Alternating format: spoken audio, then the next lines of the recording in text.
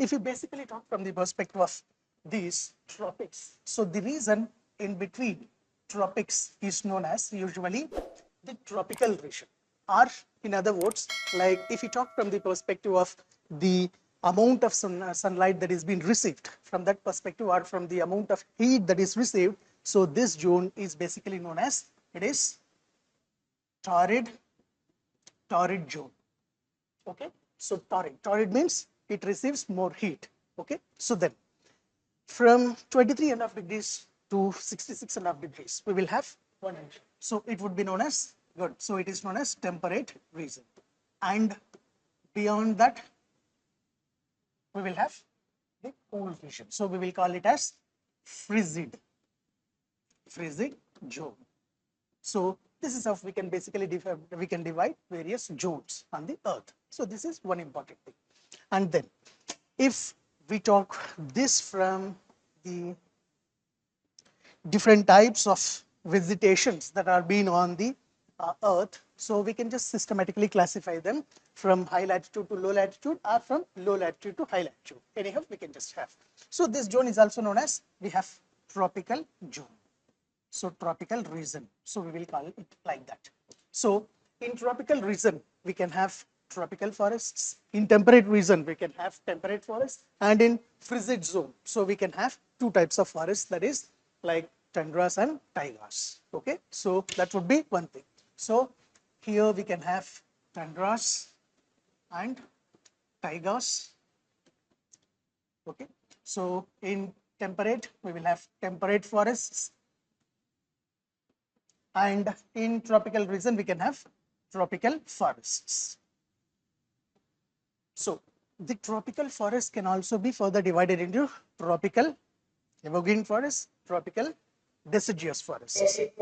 Good. So in the similar fashion, we can have for temperate also, temperate evergreen forests and temperate deciduous forests. So taigas will be there and tundras will be there. So that's how we can basically classify various zones or various regions of the earth. Likewise. Okay, so this basic information that we shall have to have.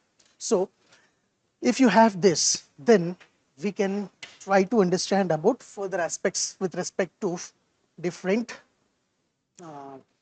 ecosystems. Okay, so as we were discussing in the last class, so ecosystems can be basically classified into two types. Broadly can be classified into two types. So what are they? So one is nothing but, good, good. So terrestrial, and other one is aquatic ecosystems. Okay. So if the community is based on the land, so then it would be known as terrestrial. If the community is based on water, then it would be known as aquatic ecosystems. Okay. So now let us try to have a look at various types of terrestrial ecosystems first. Okay. So if you look at various terrestrial ecosystems, so we can have things like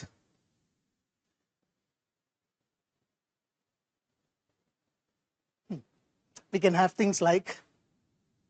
can classify broadly the terrestrial ecosystems into these categories. So first thing would be like we can have forest ecosystems. In forest ecosystems, we can have tropical forests, temperate forests, coniferous forests, or we can also call them as taigas, and we will have tundras. So even if we take from tundras point of view, tundras would be generally of two types. So Arctic tundra and alpine tundra. So this is basically forest ecosystems. We can classify likewise.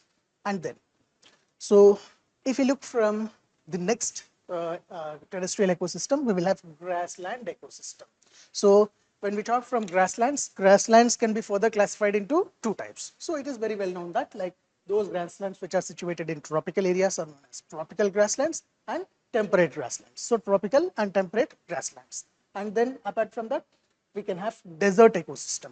Okay, so desert ecosystems also can be further classified into hot deserts and cold deserts. Okay, so if you look this classification is purely based on the climatic conditions. Okay, so temperature, rainfall, based on all these factors, we are classifying this. So if you look here, basic difference between forest ecosystem and desert ecosystem and grassland ecosystem.